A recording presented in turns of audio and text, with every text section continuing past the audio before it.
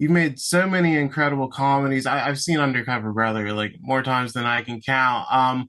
But this film, it's got a lot of twists. It's sexy. It's like a throwback to the erotic thrillers of the 90s. What made you want to show a different side of yourself here? Well, I've been wanting to, not be considered a one-trick pony. I want to try other genres. And this script just spoke to me. It was kind of a no-brainer because it was a page turner, and I was talking out loud to the script. So I knew that was a good sign, and I thought it was very castable, and that we could, put something great. I find that the Blumhouse always has a great you know, finger on the pulse of these types of movies. So I wanted to dip my toe in that water. The wonderful Lynn Whitfield is in this film. She's a legend. You give her such a fun role, and I think it's going to surprise people how far she goes during some of these wilder scenes. How did you know she was up for everything this movie requires her? Lynn is a consummate professional. I'd heard great things about her when we met. I was just like, enthralled with her. We were talking about working together for a while now, and she's just fantastic. And I knew an actor of her caliber could do anything, and I knew that she would fully immerse herself within the character. And we talked a lot about like subtext and, her past and things like that. So, I know that an actor of her caliber, wants to, know what motivates her and things like that. So, working with her, I don't think I had any kind of doubts that she would be able to achieve it, whatever it was required. Yeah, she knocks it out of the park here. And you mentioned Blumhouse. Besides Jason Blum, Tyler Perry was also a producer. Yeah, That's a unique producing duo for this film. indeed. How is it getting their input? Because in certain elements of this film, you can kind of feel their touch. So it's a cool combination to watch.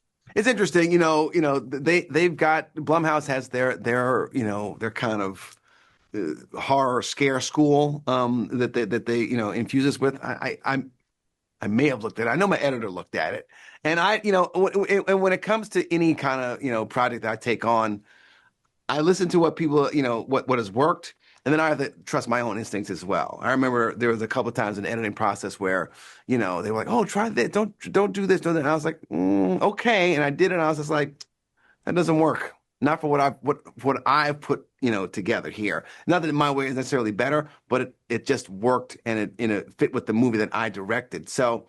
It's always trial and error. You never know how things are going to go, and that comes with any great producer that you work with. Whether it's you mentioned Undercover Brother, same thing with Brian Grazer. It's like he's got his way of that he saw, and then I had my way, and then it was a great combination to put it all together. So the combination of Blum, Tyler Perry, and myself, it will end up with being Strung. I love it. And you've done a ton of movies. I believe this is your first movie that's being released on streaming. Does that feel odd to you any, or how's that been?